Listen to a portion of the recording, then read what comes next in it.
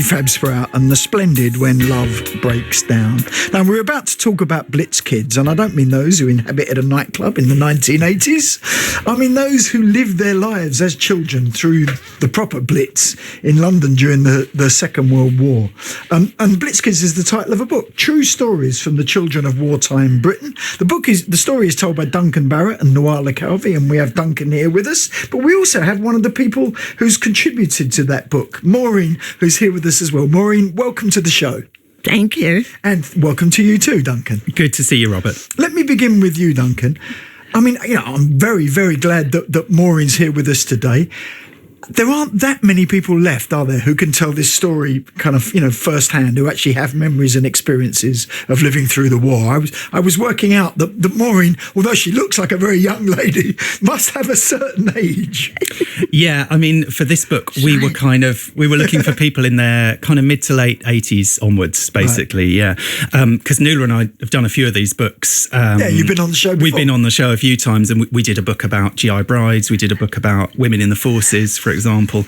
And sadly, a lot of those people that we interviewed for those books are not around anymore. And I guess one of the reasons we wanted to focus on kids' stories for this one is a practical one, that as the years go on, the people who were kids during the war are the only ones who can really share that story, who have that kind of living link to history. So that brings us to our special guest today, Maureen. Where were you living at that period of time? I was living in the East End of London, in Bromley by Bow. Right. We had a lovely house, and it was with my family. I had mum and dad, yeah, and an older sister and an older brother, and I was the youngest one. And how young were you when the war started and the Blitz began? It started on the 3rd of September, of course, 1939. Yeah. And I was just 2 weeks away from my 4th birthday. Wow. I'm not going to do the sums to work out where that means you are now, but I won't ask a lady her age. I don't mind telling you. Okay. Go on then. I'm 89 and Wow. I shall be 90 in September. Oh, well, first of all, congratulations on the coming birthday. Thank you. And you are looking splendid on it. Oh, thank you. Maureen was correcting the record this morning because I showed her there's a piece in Yours magazine this week with a lovely picture of her, and she said, they've said I'm 86, but I'm 89. Well, which does mean that you were old enough to have very real memories, I guess. Absolutely. At that certain time, when you were 4, it didn't really register how serious the situation would be. Yeah. But as you got a little bit older, you understood you couldn't have your friends in to play with you. I couldn't go to their house. And people were walking about with a very concerned look on their faces. And then I suddenly realised a few months after that this was a very serious situation that we were going to have to go through. Were you evacuated? No, I wasn't old enough, but my brother and sister, they went, and that was a very stressful time. I went with my mother to the station, and there was lots and lots of children there crying with their parents. And I remember my mum bending down to my sister. She was the eldest one. And she said to my sister, take care of your brother and always keep together. Oh. And with that, I was very, very upset. And I said to Mum, why can't we all go? And she said, well, you're not old enough. And she said, they're going into the country to get away from the bombs for a little while. And we'll be able to go and see them when we want to at weekends, so don't get too upset. But to be honest, I was absolutely shattered that they were going away and leaving us in London for a little while. I said, why can't we all go? No, we've got to stay here because you are not at that age. I hadn't realised there was a minimum age that you had to be to be evacuated. Is that something that you'd come on? You know, what was it? Did you have to be 5 or? It was basically school-age children, Right. I think, essentially were evacuated. So there were mums could go with younger kids. So probably your mum would have had the option to go, but that was a bit more complicated in terms of finding places to stay. And then your dad would have been on his own in London as well. Exactly. This is the thing that she was worried about, really, leaving Dad there. So we had to go back for a while. We had to go into the country for a while, and Mum had a friend, luckily enough, who lived at Didcot in Berkshire. And we went to stay with her, just Mum and I. She had a daughter the same age as myself, and we stayed there for a while. But Mum was rather concerned at leaving Dad back home. He was graded 4 from the army, couldn't go into the army, and she was a little bit concerned about his health. Do you remember the bombs dropping? Oh, absolutely. Absolutely. They were terrifying. I bet. The thing was, the warning went, we had a warning, but it wasn't going for very long, and you had to move very quickly to get shelter. Did you have a shelter in the backyard? Or We did you, did. an We Anderson had a shelter, first of all, a little Anderson shelter, which wasn't terribly secure. No. And they weren't very nice. They were cold and dark and very earthy. Yeah. You know, you felt like a little rabbit going down into the deep earth. But it was there as a little bit of security. But on this particular Saturday, we had a warden knock at the door, and they said, "Mrs. Hunt, I feel that you should go into the public shelter. Just across the road in the local factory, they have a basement, and they're welcoming all normal neighbourhood people." And so Mum and I went, and it was a dreadful, terrible raid on a Saturday afternoon. Continued bombing. We could hear it in the shelter. It was terrible. And it was a beautiful afternoon that we left. The sun was shining. It was September. But we heard this terrific noise, and it was very, very frightening. And we stayed there, and then what they called the all clear. Yeah. You had the warning, and then you had the all clear. And when the all clear went, we slowly came out, all the people came out from the public shelter, and to our amazing astonishment, nothing was left. The whole row of houses. Your own house, and your the house. houses at the back of us, completely gone. Wow. All we saw was smoke, fire. Incredible. How did your mum and dad respond to that? Well, Dad wasn't there at the time. He was doing fire watch for the fire service. It was just Mum and I. But thank God, Mum was very, very calm nature.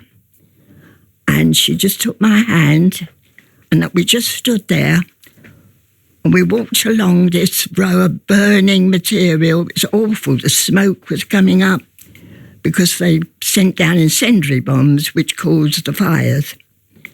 And we walked along, and suddenly I found my sister's old school satchel. And I said to my mum, that's our house there. And also, just before that, for my 4th birthday, my dad bought me a little kitten. I was very fond of cats when I was little. And he bought me this lovely little black kitten with a little bit of white under her chin. And I called her Dinky. And as I walked along, there she was, dead. And that's so upsetting. I can't tell you how I felt then. But Mum said, "Never mind, don't worry, we'll get another one." It's just one of those things you have to understand. But I was so upset. But there you are. Oh, But that was a terrible Saturday afternoon, what an which I extraordinary will story. never, ever forget. I can see it now. The whole burning situation, everybody's just standing there feeling very, very, well, unhappy, obviously. Well, your house is gone, your home the house is gone, and we had nothing. We just stood up with nothing at all. Do you remember where you had to go and stay then? Yes, we had to go into what they called a local school, and they called it a rest centre. And that was for all the people that had just lost their house. And we had to stand there and stay there until an official came along. And luckily enough, Mum had a very good friend who lived fairly near. She offered to take us at that particular time and stay with her. And the frightening situation was my dad had just heard from someone who he was working with that our house had got it badly. And somebody said to my mum, who knew my dad, he ran the whole length, which was a good 2 miles away, to where we were, and the look of relief on his face. Well, at least you were alive. That's right. If you hadn't gone into the shelter, No, you probably he turned the corner, and the look of relief on his face, I can see it now. What an extraordinary series of stories. Are there other... I mean, obviously, it wasn't just Maureen that you spoke to for the book. How hard was it to find people who had those tales? Yeah, it was, I mean, for this book as well, I should say, I mean, this is BBC London, so we're focusing on London. Yeah. We were quite keen, because I think a lot of people think of the Blitz as a London story, and London did have the worst Blitz of anywhere in the country. But it wasn't the only one, was it? It wasn't the only one, no. So we spent time in Birmingham, in Liverpool, Belfast, Bristol, Southampton, all over the country, basically. Anywhere there was a big city, and particularly any big cities that had factories, ports, any kind of war-related infrastructure, they got hit really badly. I mean, I spoke to a lady in a care home in Coventry, actually, Doreen, who told me a similar story in some ways to Maureen's of her house was completely obliterated during the raid there, and she and her mum should have been at home in the shelter, but they'd just gone out. She was a bit hungry, and they went out to get some faggots and peas for their dinner, and they were on their way back from the pie shop when the air raid warning went off, so they just ducked into the nearest pub and sheltered, you know, in the cellar there, and they were there all night. It was like a 12-hour raid or something, and then came back to find their house and her pet dog, sadly. Again, you know, the pets that get left behind when they go into the shelters. Is the book strictly about the Blitz? Because that's a relatively limited period of time. There was later on, there were the doodle bugs, weren't there, and the flying bombs and stuff. Do you have memories of those as well? Absolutely, yes. It was just all terrifying, you know, but in the end, it was the sound that the bombs made when they were coming down. And you think, oh, dreadful noise, you know. It was absolutely unbelievable. And so much devastation around as well, you know. This is the trouble. There you are. It is absolutely just, I mean, in terms of the book, we were kind of keen to find a way to sort of tell the whole story of the war through kids' eyes. So Maureen, in fact, is chapter 1, because she was bombed out on the first night of the Blitz, basically. Wow. And then we go all the way through to VE Day by the end. Yeah. So we have a girl in Southampton, for example, who was there for the Blitz there, but also was there for D-Day. So we talk quite a lot about the American GIs and her memories of all the troops going off to the continent on D-Day. So we sort of found a way to structure it where we interviewed about 80 odd people for this one all over the country. But the book tells 15 of their stories kind of loosely in order and kind of moving around the country, but also moving from the beginning of the war through to the end. Maureen, going back to your story, at the end, were you all safe and okay? Were your sisters, your family, did they come back? And yes, they were evacuated for a while, and we went down one particular weekend, and my sister wasn't very happy. And Mum said, what's the trouble? She said, well, to be honest, Mum, she said, our ration of butter is going to that lady, and we're having the margarine on our bread. And she said, I don't think that's fair. We should have our rationing of butter. Yeah. So Mum said, all right, well, in that case, you were allowed to bring the children back. So they came home. They weren't very happy there. They were stationed at Somerset, in Somerset. But they came back, And Mum saw the local authority because they were so keen to keep children away from London.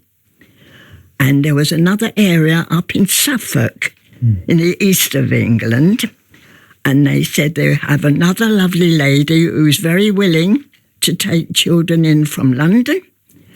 And Mum and Dad took Phyllis and Ken, and they settled in a little place called Stokeash in Suffolk. And they were absolutely happy there.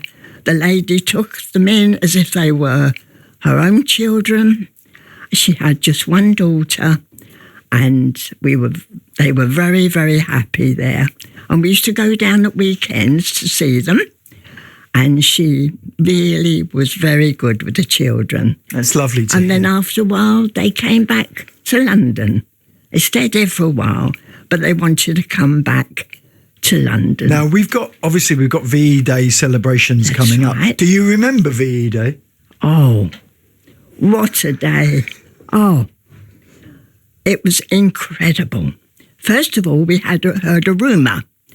The day or so before, Mum heard rumours that it was ending.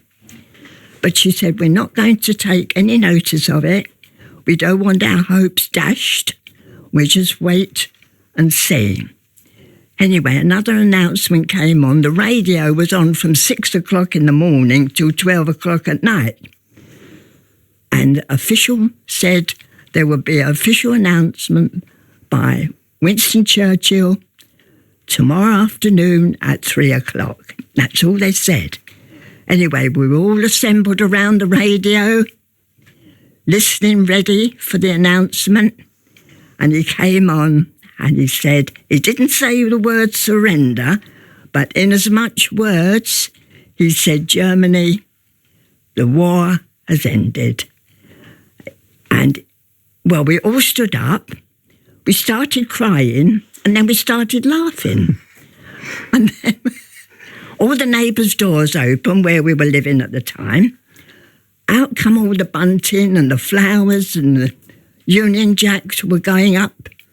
And even they were beginning to roll a barrel of beer. Roll out the barrel. Yeah, absolutely. All ready for the night time. And you've never seen anything like it.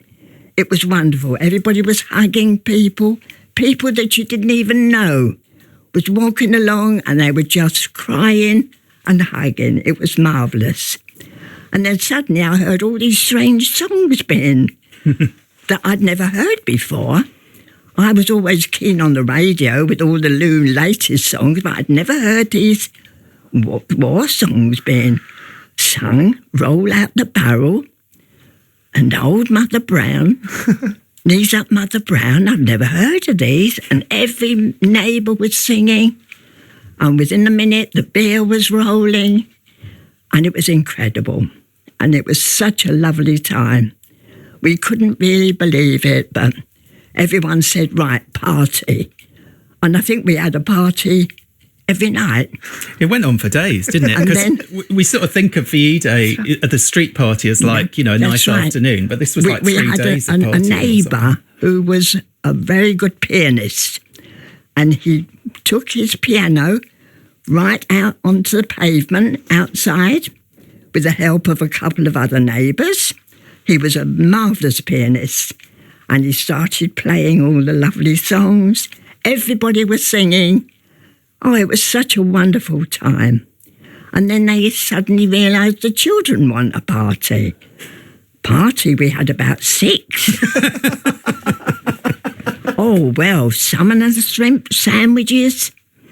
We had lemonade, cream soda for drink. And then for your afters, you had jelly and blancmange, and you'd never ever seen that. We were like millionaires. It was terrific. And that went on for several times in the evening. Well, I'm so glad that your stories, in that sense, have a happy ending, that your family all got through it. That's right. It was incredible. And you're still here with us, I'm very, I'm still very here. glad to say. Every day I live now is a bonus. Well, it's been such a pleasure welcoming you to the studio. Duncan, the book is called Blitz Kids, and it's full of wonderful stories, but also, I guess, wonderful people. Yeah, absolutely. I mean, it was a real pleasure researching this one. And as I say, sort of travelling up and down the country and meeting people all over Britain, really, who were sharing their stories. And also going back to a few of our previous interviewees. So there's a lady in the final chapter, actually, Pat, who was someone we interviewed for the Sugar Girls way back, 13 odd years ago, because she worked at Tate's factory in Silvertown. And we remembered, with certain people, we sort of remembered, oh, didn't they grow up in the war? I'm sure they were a kid in the war. And they mentioned that in passing. So we could kind of go back to people and get some of those stories as well. Well, I should say, I was just going to say, I'll get in trouble if I don't plug this. For this VE Day, this Thursday, Nuala and I are doing a talk with the Newham Bookshop, who've been great champions of ours over the years. So we're doing a talk at the Wanstead Tap where we'll be sharing some of these stories. Brilliant. And we've just been listening to the stories from Duncan Barrett and also, of course, from the absolutely wonderful Maureen. Maureen, it's been such a pleasure and a privilege. Thank you very much. Well, thank you both. Thank you. Thanks, Robert. Text 81333, starting your message with the word London. Texts are charged at your standard message rate. See up.